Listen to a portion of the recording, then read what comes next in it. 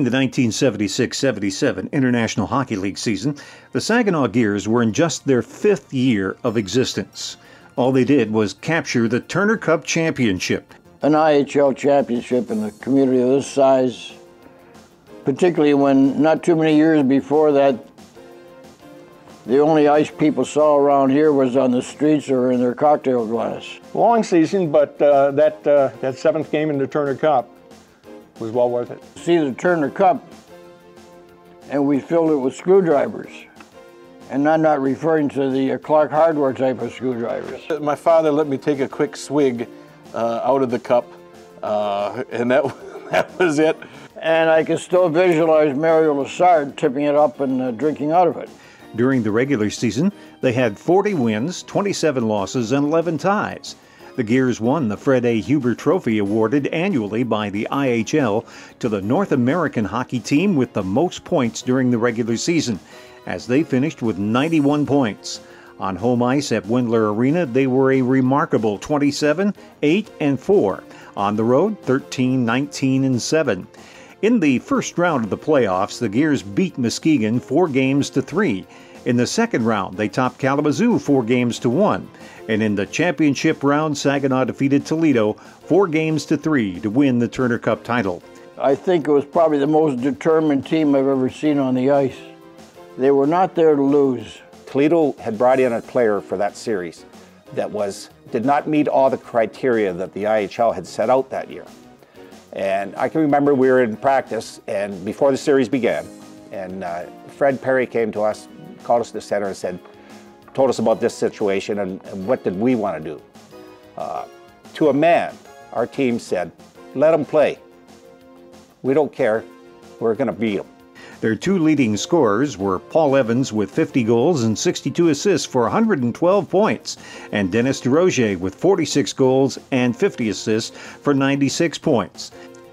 They had plenty of scoring help, as Rick Shinnick tallied 70 points, Dave Westner and Wayne Zuck had 64 and 63 respectively.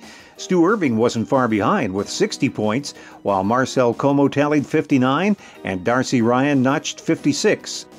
Mario Lessard was the #1 goalie for Saginaw and allowed 144 goals on the season for a 3.47 goals against average. Our goalie was Mario Lessard, who obviously was a top-notch goaltender, ended up playing in Los Angeles in the NHL for many years. The 1976-77 team established 3 team records. Fastest 2 goals, just 2 seconds apart. Most goals in 1 period, 8. And the most power play goals in 1 season with 67.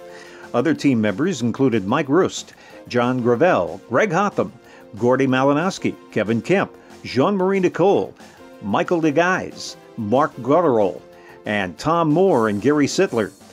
It was a very good team.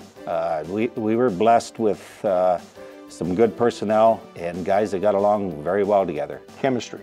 You talk about team chemistry being important. Wherever that team was, after a game, they all came together. It was a wonderful group of guys. There was a chemistry that probably couldn't be duplicated anywhere in the country. Yes, I learned a lot of new words at a young age. I couldn't use them a lot at St. Helens. The important thing was the camaraderie amongst the players. And then that expanded out to a chemistry between the players and the fans. Saginaw had the best fans in the IHL. Just about every night filled the building. And our fan base was just unbelievable. Don Perry was the head coach, Gunnar Garrett the trainer, and Ren Blair was the general manager. I got to think Don Perry and Ren Blair did a pretty good job.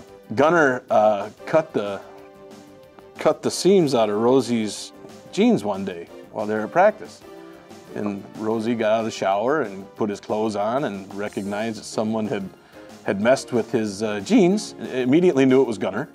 Chased him down in the locker room, put him head first in the whirlpool, and damn near drowned him. If you look back at the way hockey was played then and the way it is now, that team could hold their own against anybody. Because of the level of play, we were really watching high-level hockey back then, and everyone wants to talk about the fighting.